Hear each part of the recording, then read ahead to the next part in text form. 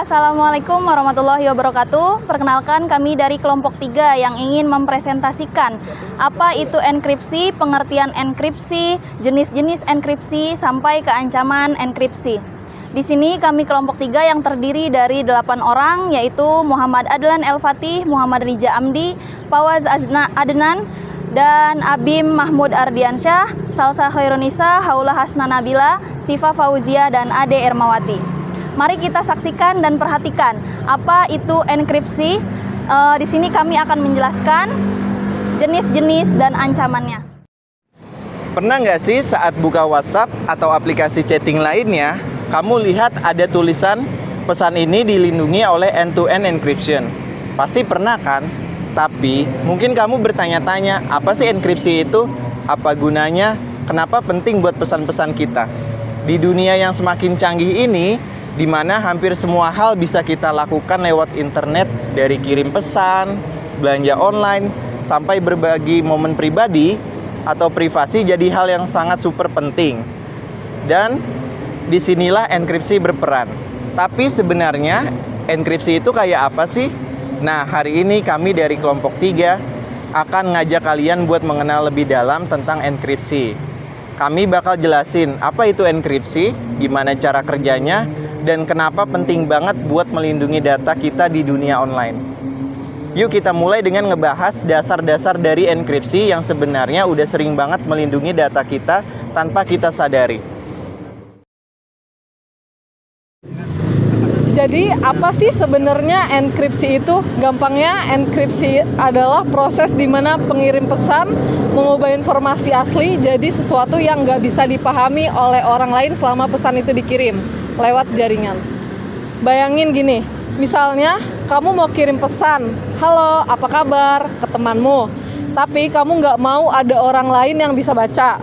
Nah, biar aman, kamu pakai yang namanya enkripsi. Dengan enkripsi, pesan, halo apa kabar, itu diubah jadi teks acak yang nggak jelas sebelum dikirim. Orang lain yang lihat cuma akan lihat teks aneh itu, tapi temanmu yang punya kunci bisa baca pesan aslinya. Nah, biar enkripsi ini bisa berjalan, kita butuh 2 hal penting. Yang pertama, algoritma enkripsi dan kunci. Algoritma enkripsi ini semacam rumus yang dipakai untuk mengacak pesan aslinya. Sementara kunci adalah kode rahasia yang diperlukan buat membuka pesan dan mengembalikan teks acak itu ke bentuk aslinya. Contohnya kayak gini, bayangin kamu punya kotak rahasia yang cuma bisa dibuka pakai kunci khusus. Pesan aslinya masuk ke kotak itu, dan saat di dalam dia akan jadi acak-acakan. Tapi temanmu punya kunci yang sama, bisa buka kotak itu dan lihat pesan aslinya.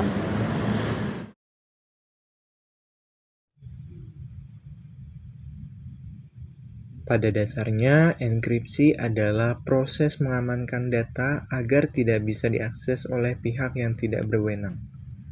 Untuk memahami cara kerjanya, ada 3 komponen utama yang harus kita pahami, seperti plain text, ciphertext, dan key atau kunci. Jadi, pertama, plain text ini adalah data asli yang dapat dibaca dan dipahami sebelum proses enkripsi dilakukan. Misalnya, sebuah pesan teks atau file dokumen. Plain text adalah input utama yang akan diubah agar lebih aman. Kemudian yang kedua adalah ciphertext. Setelah proses enkripsi, plain text akan berubah menjadi ciphertext, yaitu data dalam bentuk kode yang tidak dapat dibaca tanpa kunci tertentu. Misalnya, teks seperti halo dunia bisa berubah menjadi sesuatu seperti huruf acak. Ciphertext ini dirancang agar tidak bermakna bagi siapapun yang tidak memiliki akses. Ketiga, key atau kunci. Kunci adalah komponen penting yang digunakan dalam proses enkripsi dan dekripsi. Ada 2 kunci yang umum digunakan, kunci simetris dan kunci asimetris. Pada kunci simetris, 1 kunci digunakan untuk mengenkripsi dan mendeskripsi data. Sementara pada kunci asimetris digunakan 2 kunci berbeda, yaitu kunci public untuk enkripsi dan kunci private untuk deskripsi. Dengan kombinasi ketiga komponen ini, enkripsi dapat melindungi data dari akses tidak sah.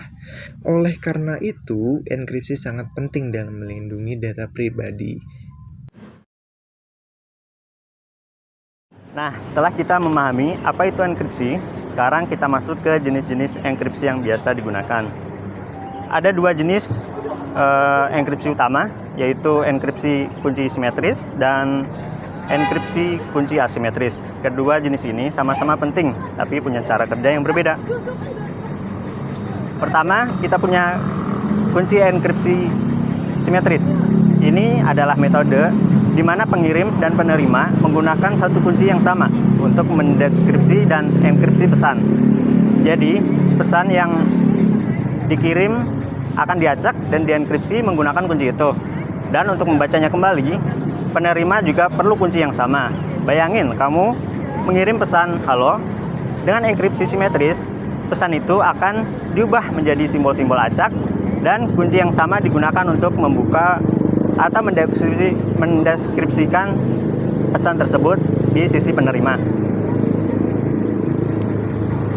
Enkripsi kunci simetris ini cukup cepat dan efisien, terutama kalau kamu harus mengirimkan banyak data. Tapi masalahnya, kunci itu harus dikirimkan ke penerimanya.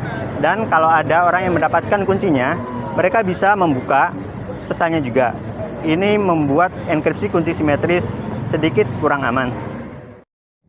Nah, yang kedua adalah enkripsi kunci asimetris. Ini lebih aman karena menggunakan dua kunci berbeda. Satu untuk mengenkripsi dan satu lagi untuk mendeskripsi. Kunci publik bisa kamu bagikan ke siapa saja. Orang lain bisa menggunakan kunci publik ini untuk mengirim pesan ke kamu, tapi hanya kamu yang punya kunci privat yang bisa membuka pesan itu. Jadi, kalau ada seseorang yang mengirim pesan ke kamu menggunakan kunci publik, pesan itu tetap terenkripsi dan hanya bisa dibuka oleh kamu yang punya kunci privat. Ini membuat enkripsi kunci asimetris jauh lebih aman dibandingkan simetris, terutama saat mentransfer data sensitif. Proses sedikit lebih lambat. Jadi, kesimpulannya, enkripsi kunci simetris lebih cocok untuk mengirim data dalam jumlah besar dengan cepat. Sedangkan enkripsi kunci asimetris lebih aman dan digunakan ketika data yang dikirim sangat sensitif.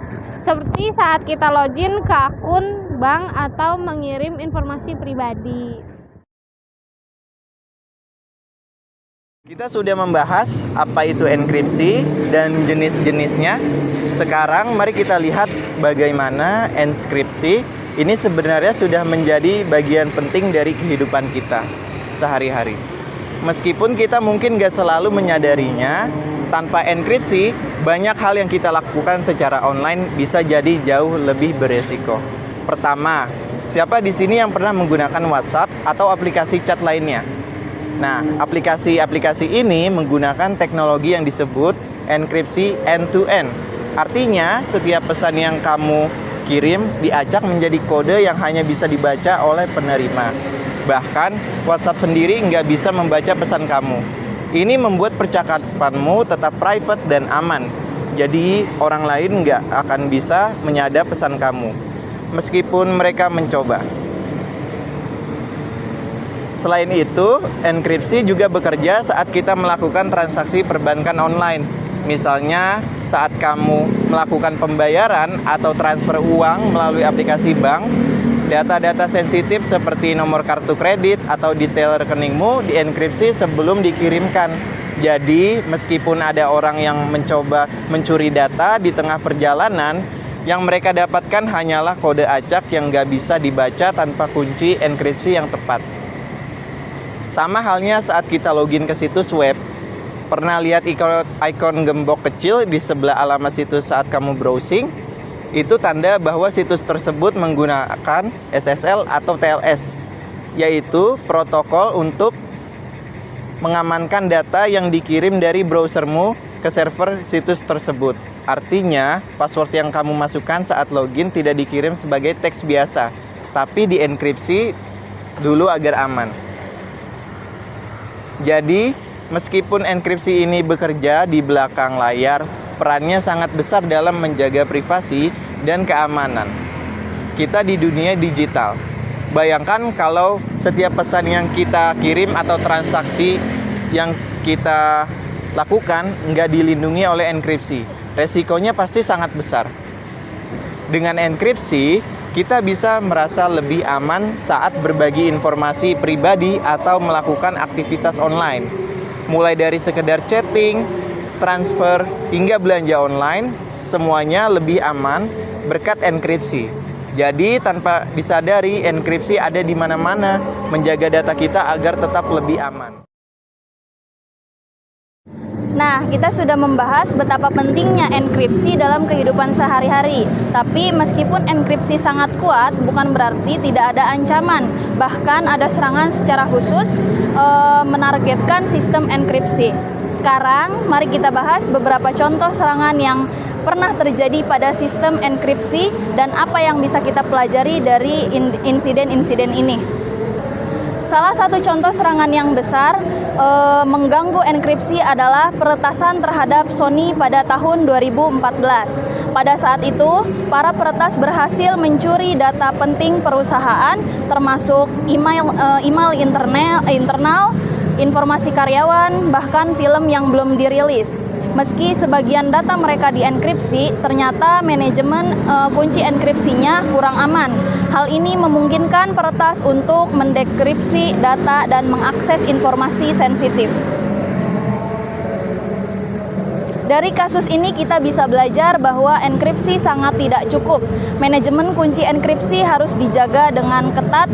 Kalau kunci enkripsi bocor atau tidak diamankan dengan baik, semua data yang dienkripsi bisa dengan mudah diakses oleh pihak yang tidak bertanggung jawab. Selain peretasan langsung, ada juga serangan terhadap protokol enkripsi yang kita gunakan setiap hari, seperti TLS dan SSL. Salah satu serangan terkenal adalah Poodle Attack yang ditemukan pada tahun 2014. Serangan ini menargetkan kelemahan di SSL 3.0, sebuah protokol yang sering digunakan untuk mengamankan koneksi internet.